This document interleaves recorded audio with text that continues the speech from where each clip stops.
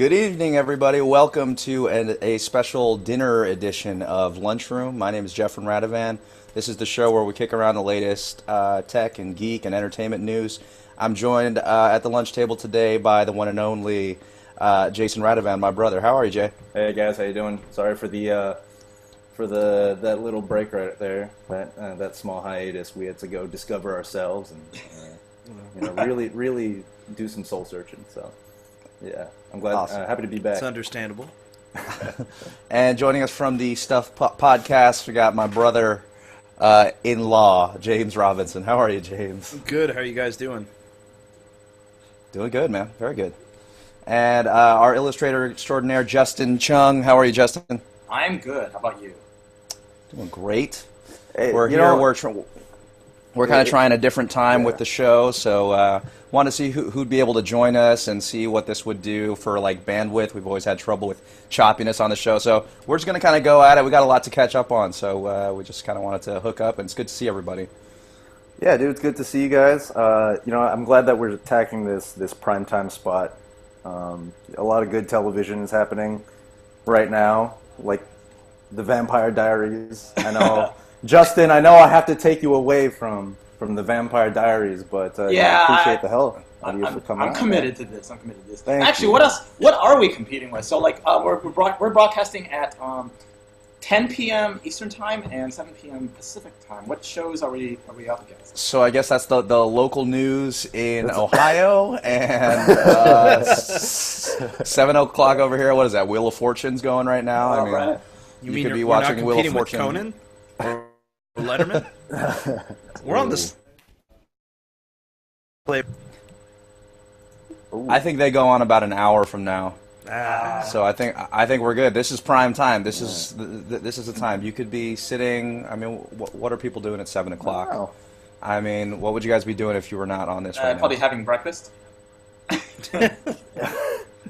Jesus, you're not, dude. You know what used to show on Thursday nights? This is the Fresh Prince of Bel-Air slot.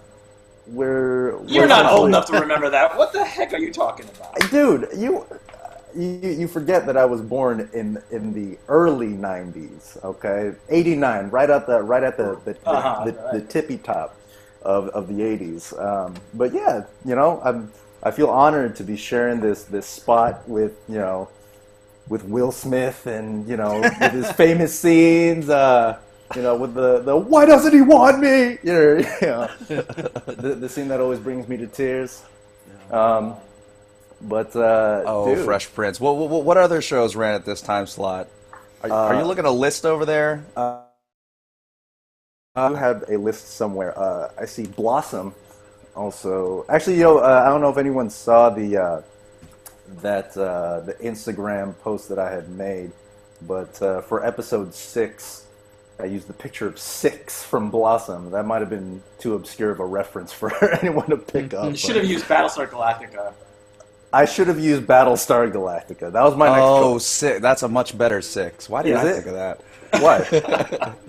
That would be a more apropos maybe for the audience. But I don't know if our audience watches Battlestar Galactica. So I don't know. They're not that young. Come on. Might be no worse. Might be no worse. So yeah, just wanted to do a quick. Apple had their big event today. Just jumping into the news. Apple had their October event. Just wanted to do a quick update on that. There's not a whole lot. iPads are thinner than ever. Yosemite's out. And an iMac Retina with a Retina screen's been announced, but it's a 5K screen, so it's even better than most 4K displays, most of the 4K displays that are on the market, and that comes in at $2,500 for that 27-inch 5K machine. So what's the difference between 4K and 5K for our studio audience? The difference there is purely pixels. So More K, dude. There's more yeah. K than you can shake a stick at. So it's just pixel density? Is that what we're talking about? Yeah, pure pixel density, still on a 27-inch display, because that's a standard screen size. So that's the actual physical size of the screen shouldn't be a change there, but it's just going to have a bit more density. Leave it to Apple, of course, to kind of go slightly off the usual. Everyone's doing 4K, and 4K has been in everyone's mouth for the past few years, it feels like, and they finally make their entry into it, and they're at 5K. So I think it might just be partial, like, kind of marketing ploy there to just kind of say, well, we've got the 5K display, and it's cheaper than any 4K display by itself, and it's a badass computer. Dude. So Well, they also might be quite a draw. They might be revving up for. I mean, like, there's a lot of stuff being shot in 5K, and a lot of animation studios I've been talking to are now starting to produce their films in 5K. So maybe Apple's just trying to stay ahead of the curve there. Yeah. I know Actually, that. now that I think about it, no, I retract what I said earlier. They do have cameras that they record in 5K. Yeah. Yeah. I've seen people bragging about them on Facebook. I've taken a picture of it. How big are these cameras then? Do you have to like crank them before you?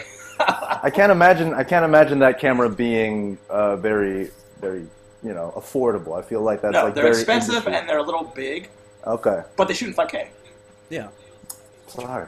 IMAX cameras, those are the ones to take pictures with because there's like a very limited number of them. Yeah. So in other kind of entertainment news, we've got HBO came out with an announcement yesterday. Got me pretty excited. I don't have cable myself, but I do love HBO programming, namely their shows and their boxing programming. And they're finally going to put out an online-only subscription model. It'll be somewhere in that $7 to $9 a month range, a la Netflix and Hulu. And presumably you'll get all that access to all the HBO content. True Detective, Boardwalk Empire, although this is Boardwalk's last season. Shows like The Newsroom, Last Week Tonight. That's awesome. Yeah, it's a great thing, and to gain a whole lot. This is something that they weren't expecting because the cord cutter community is still relatively small compared to like the mass market people that are subscribing to cable and DirecTV. But I will definitely be signing up. I mean, presuming it's the right price and it's the right offering. What do you guys think of it? CBS just announced something like that too, right? It's $5.99 for all their content, with the exception of NFL. So I like this idea of a la carte because, like, I mean, I think the cable companies might start to freak out because they're the middleman, and now we're paying the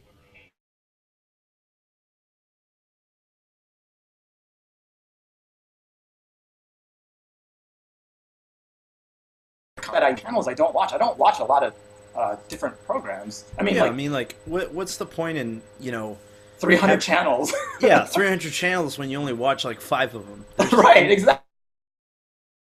It's like there's no need for that. I like where that's going. What about you guys? Yeah, I'm totally on board. I mean, I already pay. A lot of you know I'm a pretty big pro wrestling fan. I watch WWE a lot. You may have heard it.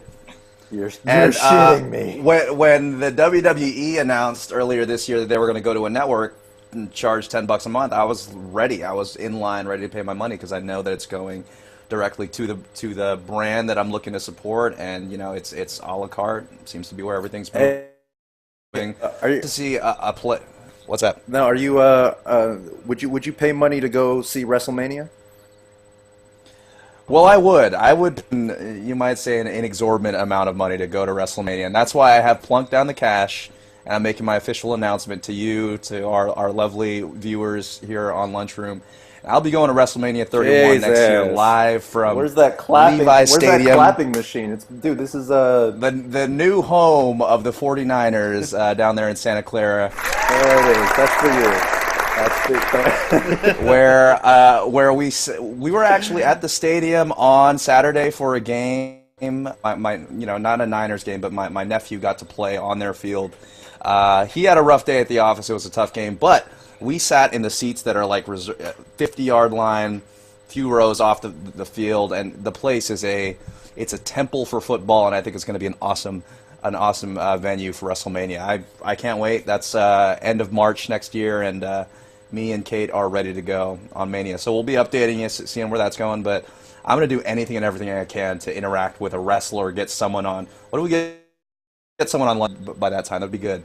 Dude. See if we can get John Cena on here. Yeah, we're gonna have to get better internet though. We're gonna need some good production cameras. It's just like, this might be a good time to put a plug in for how we want sponsors I know. Yeah. That's a good time. or need. Well, or, let's I see. don't know. We plugged HBO, we plugged CBS, we plugged WWE. Yeah, but they didn't Hey, pay guys. us, so we need someone. We need it. Okay. We haven't thought this through at all. Okay, We've not all thought you this guys through. out there, if you know anyone who would like to sponsor us, we're open for sponsorship. Yeah, please sponsor me, please. Man, that'll be a day there. You know, these are really exciting times. It's fall's back. Fall shows. Fall are is back. Fall The leaves shows are turning. back.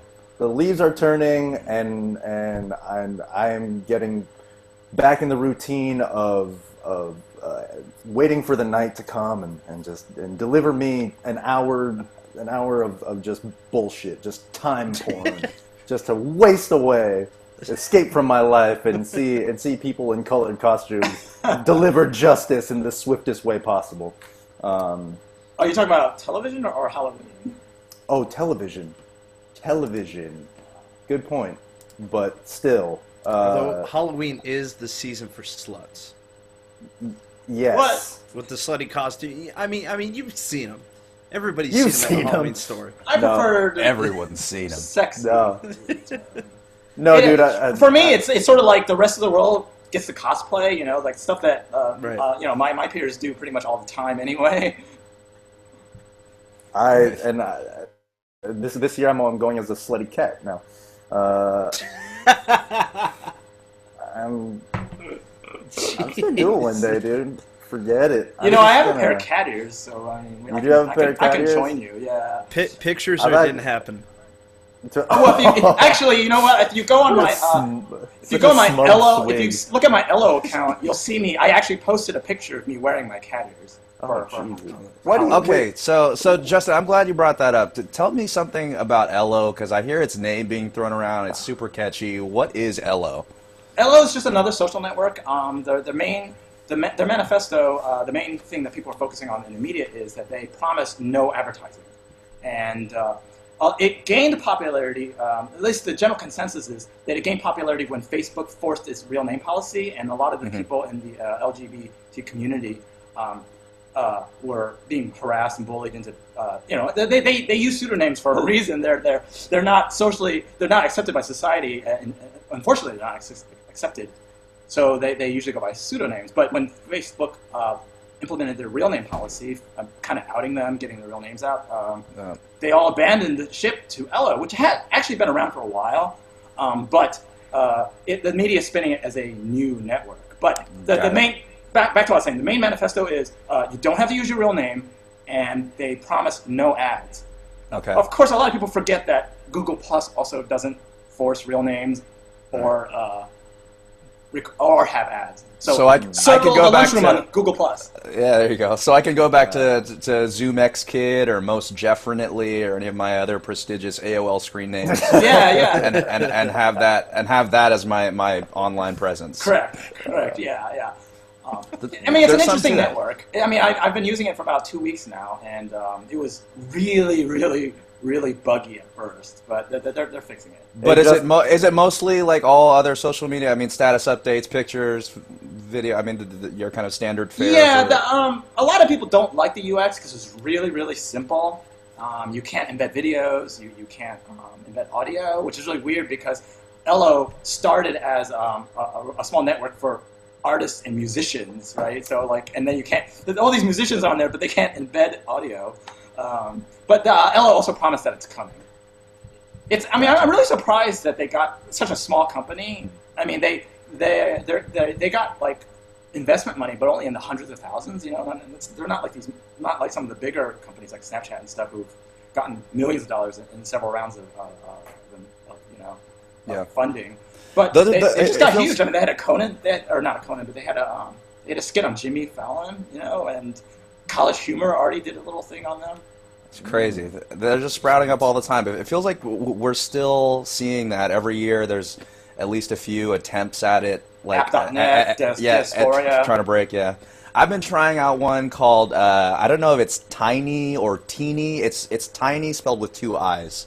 And this is by... I think it's Teeny. It's Teeny or something like that. So it's an app by a guy called Kevin Rose. You might know him from the Screensavers, Attack of the Show, and he also built like Dig.com. That's his big claim to fame. We know Kevin. We know Kevin Rose, and not personally, but we know who he is.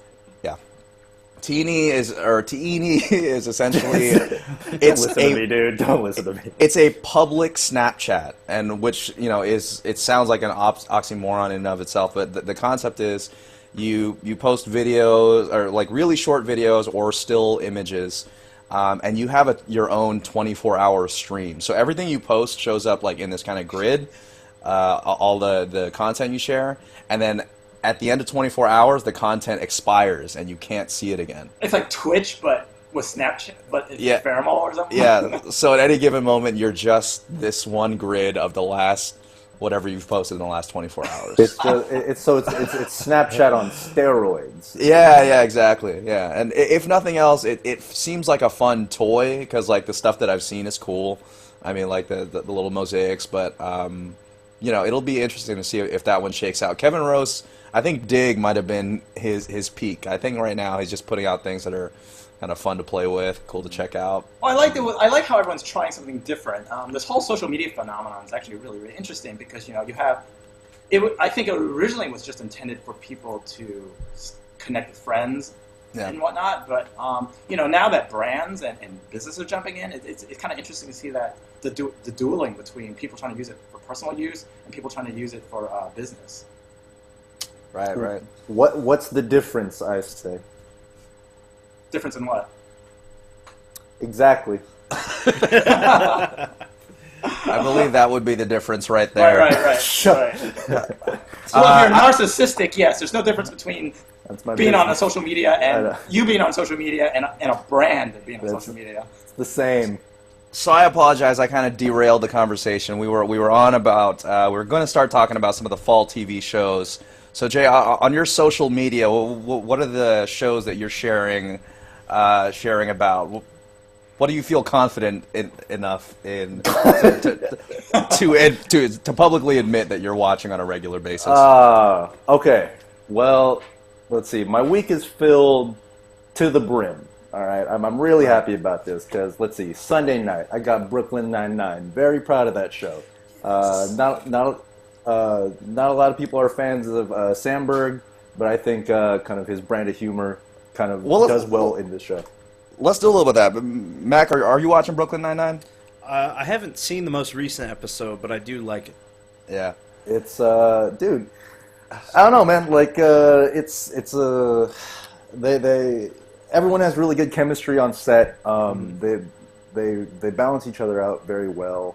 I got a huge crush on whoever plays the nerdy chick. If you guys are watching it, but it's just it's a good time. Every time it's a good constant chuckle. It's a 3 trash bagger out of 5. Well, for me, it's Andy Samberg and Andre Braugher. Like that. Dude. Those are the 2 people that make the show. God.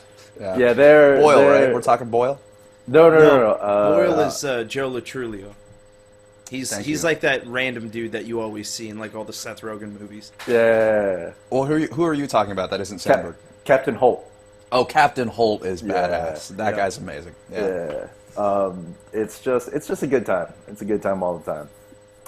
So that's all right. Brooklyn Nine-Nine. That's one we should all be watching. I think Brooklyn Nine-Nine. It's easy. It's an easy show. Yeah. So Mondays I have Gotham. Now, hold on. We'll get back to that. I want to get through let me get through the week. All right, let me get through the week, and then we'll come back. Okay, we'll just come back to it. Just what I'm watching. Okay. So we got Monday Gotham, Tuesday.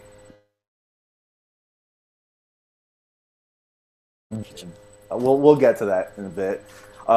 Wednesday we have Arrow. Thursday.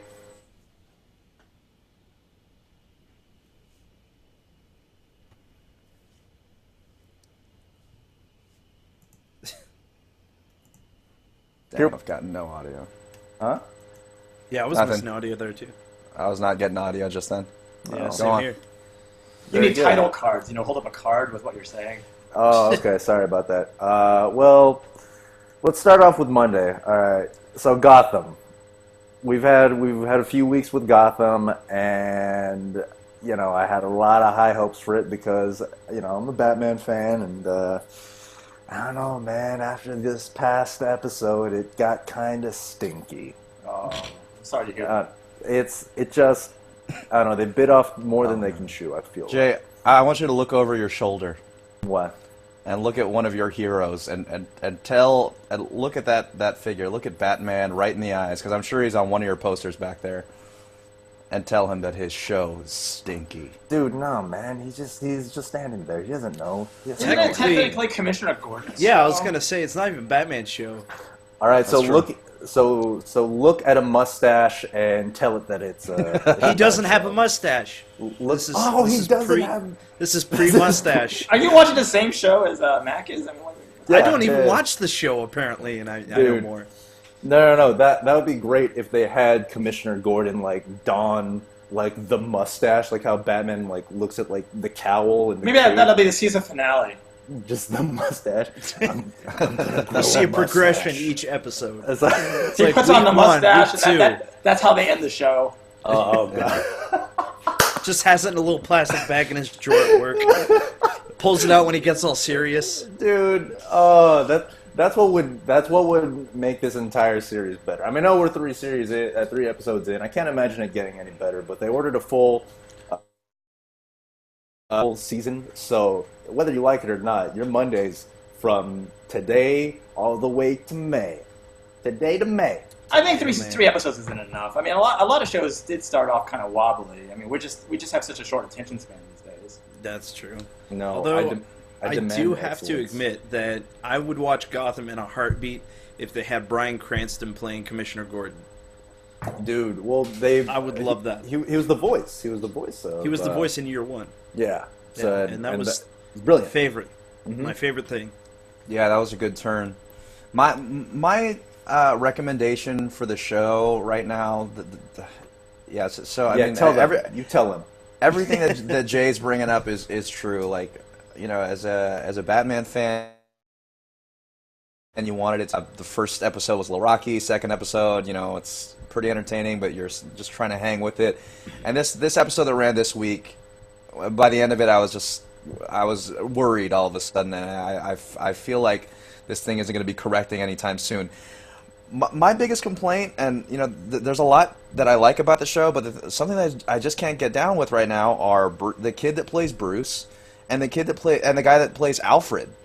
They're both. I don't really. Aren't those essential characters to the mythos? Yeah, and I don't like either of them. And like in every other incarnation of Batman, you at least have that thing. It's like, hey, Batman, I'm with you, man. I'm Bruce Wayne and Batman. But right now, all I see is this prick kid that acts like an asshole. Oh, so you don't like the way the character's written, not the actor's performances. Well, I don't like them It now might be because of how they're written. I don't like the peak. It might be a little bit of both, yeah. It seems like they're doing a little bit. They're trying to make this kid a tiny Batman, so he's kind of brooding and kind of cold. Oh, yeah. But it just doesn't really come across. It doesn't make sense because it seems like they're just trying to jam that in there. It's like, he's Batman. He's like Batman. He's like, But I'm gonna hang with it. I consider it my public duty to continue watching the show until it's canceled, which I don't think it'll make it out of this season. You don't owe them anything. yeah, dude, and you got. You don't like the early show, prediction. do something else. No. I have to do it so that I can come on here and bitch about it with you guys. All right. Well, that's different. If you're no, then it's your job because Yeah, So but you watch this bad show and tell us about it. There's brighter news in the DC universe. So yes. Gotham debuted this year, and now on Wednesday nights Tuesday nights is the CW rendition of The Flash. Jesus. Now on this TV. this saved me from Monday. Let me tell you. All right, this I think this series is going to give me something that I haven't had since the 4th season of Smallville.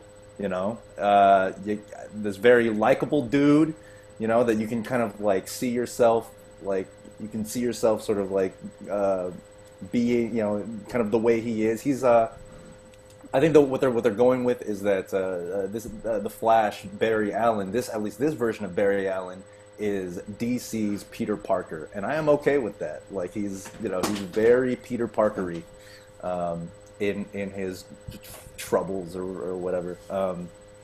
But I'm very impressed with the VFX. You know, it's a show that needs it. That it couldn't even stand up if it didn't have a strong visual effects team behind it.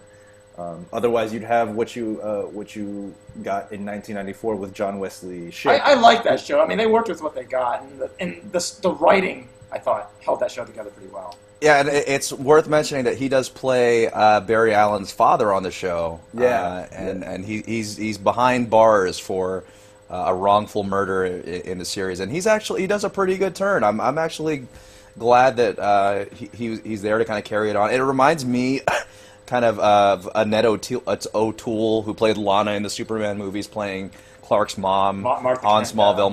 Martha Kent, yeah. Martha Kent. Oh, sorry, my bad. He does a Cut pretty good yourself turn. halfway through on that. But Flash is a damn good show. What it is for me, and a lot of the same showrunners that worked on Smallville are behind Flash. What I see that they have with this show is kind of like Seth MacFarlane's American Dad. You know, he had a great thing with Family Guy, and then spun out arguably an even better product in American Dad. Arguably.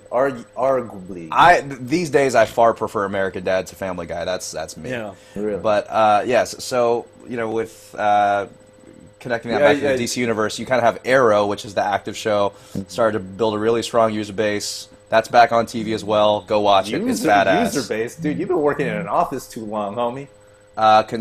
Watcher, viewer base. Viewership. Viewership, fans. Yeah. So Arrow's been doing well, and now they spin out this Flash show, and it seems to me to already be off to a better start than Arrow was. Because like Arrow took me a while to get into. Now I'm addicted to it, but like Flash, 2 episodes out, I'm like, all right, I'm good, man. I'm hanging with it. Was Arrow? I mean, were you slow to catch on Arrow because it was slow, or was it just like the writing rocky? Or I think I was slow to catch on to Arrow because Jason kept telling me to watch it. And when you have that person in your ear that's like, you gotta watch this, you gotta watch it, and you almost want to rebel a little bit and not actually go through it. I think that was. Or you know what not to watch based on what he watches. Yeah, that too. Yeah, you know who? I mean, he did recommend Turtles. You know, oh yeah. You know who does that sort of thing? Assholes. How about that? How about that, you guys? Both you guys. I will admit, it's like, but once you get into Arrow, you can't stop watching it because I started binge watching it on Netflix and I just can't stop. I don't know what it is. It's just pulling me in. It's like the guy playing Oliver Queen. He's like, just watch a little bit more. Just watch a little bit more. That's good to hear. It's cool. Yeah, I've been meaning to start it, but I just haven't gotten around to it yet. It's really slow to start off. It is really slow. It's just you're okay with watching the that. first episode and you're just like, where is this going? Like, how does this tie into everything? But I mean, once you get past that, it's really good. Do you think that was deliberate, or it's just that the writers hadn't really got legs and it didn't feel it out? I'd say it's tough to say. I don't think the Really? writers for Arrow were sort of like. I don't think they have a really good grasp on what Arrow actually, or who Green Arrow actually is, and so they're kind of working with kind of preconceived notions based off of kind of what's cool right now. Like they're trying to like cash in on some sort of fad. I don't know what fad they're trying to do. It kind of seems like they're trying to make him a Batman with a bow and arrow a little bit. Batman with the bow and arrow. That's exactly what they're Yeah, doing. the dark, gritty, little bit realistic kind of thing. Yeah, he's too like military kind of like, or fake military, like a hardened kind of thing. No, dude, it's Oliver Queen. Oliver Queen is like every 5 seconds he says, "I survived on an island by myself for 5 years." Yeah, we heard you the fucking first 5 times. Deal with it. That ship is sailed. I know, dude. After the 20th time, it's like, wait, so for 5 years, right? You were on there for 5 years, okay? And they're, I don't know. It's weird. I think they have different writers on Flash, but what got me watching Arrow, or what kept me locked in, was their they kept including DC references, and I think they did this weird turn in the back half of the first season where they started to do more comic stuff, and that stuff was awesome. And so now what you have is this show, this like very bipolar show of being super CW and super comic booky. So I'll watch it for the comic book stuff. What do you mean by super CW? Like like.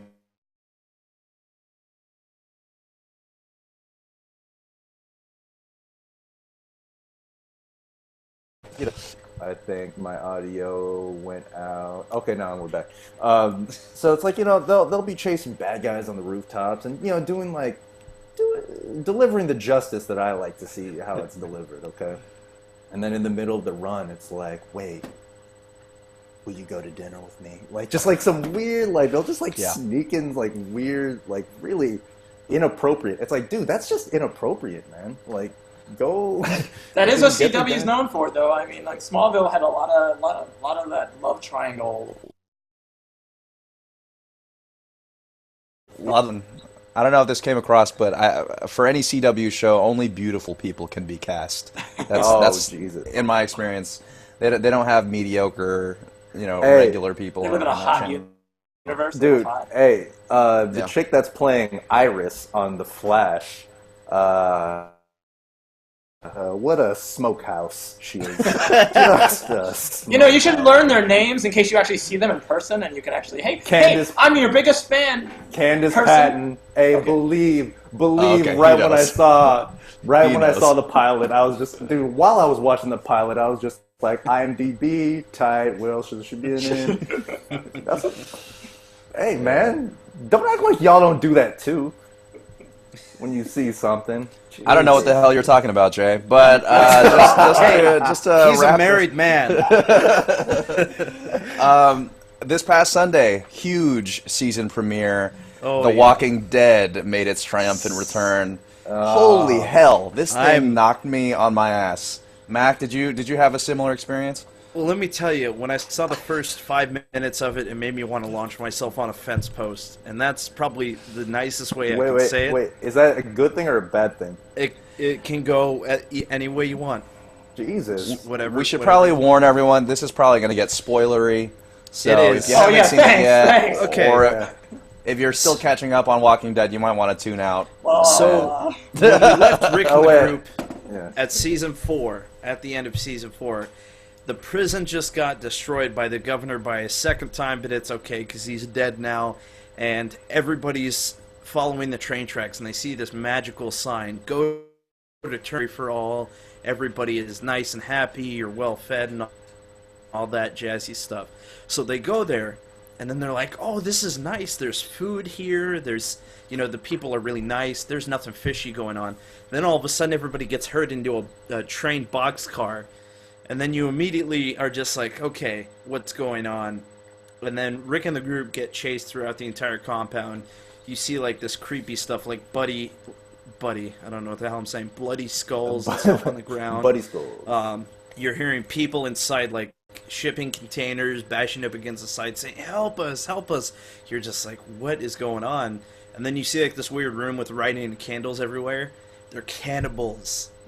And that's some scary, scary stuff. So when they immediately start up the season, they get 8 people out of a boxcar.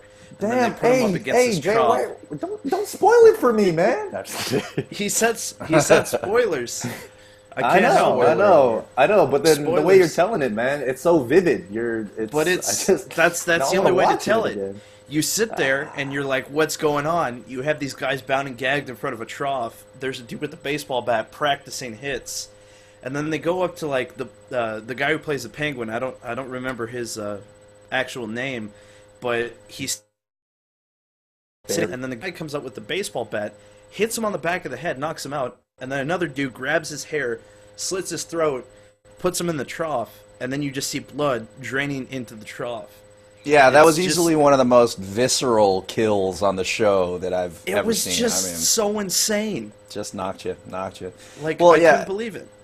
What did you think of the episode on the whole? And just to kind of put a bow on the kind of summary, basically all of last season was the story of these small groups that normally wouldn't be paired up together, all going to this place, all converging. And this season premiere was essentially the big payoff for that. We kind of got them all finally back together, and just kind of kicking ass, killing bad people and killing zombies. It was perfect. I have a question, just a sidebar question over here. So like, cannibals eat people, but does that mean they're like not interested in like other food? I mean, I wouldn't say so. I think That's it's a good more question, just, man. It's like, I think it's more of just like you have easier access to people when you see them.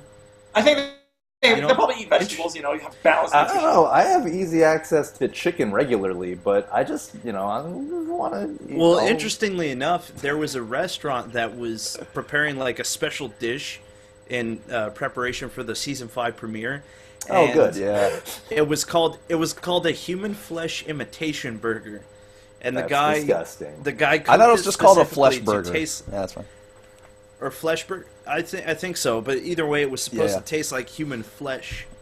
But that's just creepy. I heard we like- taste like sweet pork. I thought we taste like chicken. Yeah. Doesn't everything taste like chicken?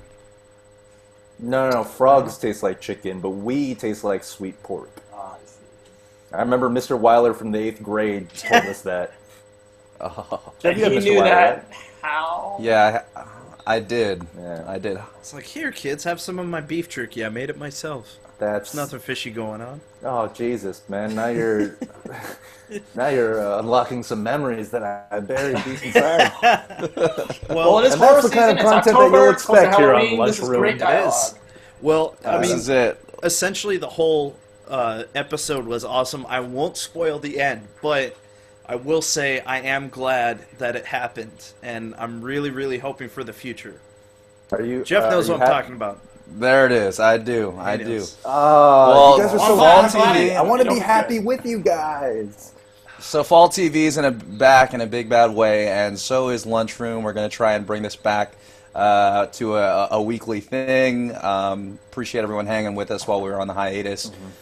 You can subscribe to our channel at youtube.com/lunchroomshow. Click that subscribe button so you can makes it easier for you to watch us really like on things like Roku or your Apple TV and stuff. Really recommend that. Circle us on Google Plus. Thanks, Justin, for the circle reminder. I don't think we have anything on Facebook or Twitter yet, so just circle us, subscribe on YouTube, please, and we will be back next week. James, it's been a pleasure seeing you and chatting with you. You're hanging out pretty late here. I know you're on that Eastern time zone, so thanks for hanging with us today, man. Time doesn't mean anything, and thanks for having me on again. Time is a Of flat course, man. circle. Time is illusion.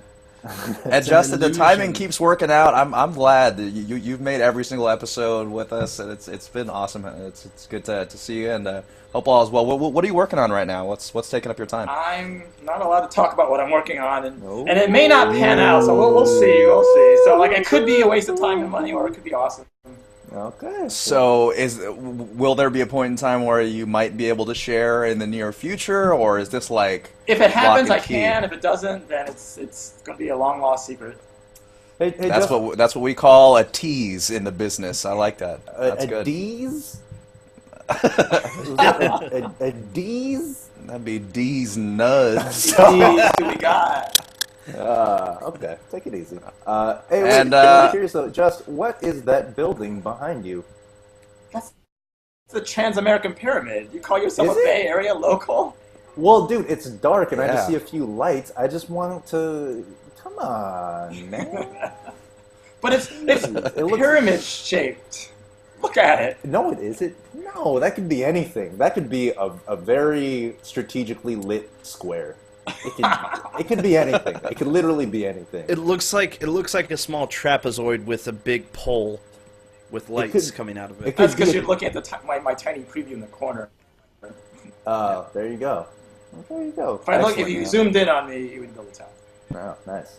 But you look dark, and it's all sexy where you're at right now. It's hiding in the mess that's behind me. So. And on the ones and Sorry. twos, directing the show today, our building aficionado, my brother, Jay. Thank you for running the show, keeping our screens up, keeping us running today. Dude, I forgot to start the broadcast. I see the like button. Not even a little bit funny. I tried to be funny. All right, don't keep the audience any longer. My We're name past is- our half-hour mark. Okay, there you go. Yeah, we're well past. My name is Jeff. Thanks for joining us. Check me out on thenfound.com, our video production company, my wife and I. We will see you next week, everybody. Join us next week on the Lunchroom. Bye-bye. Bye.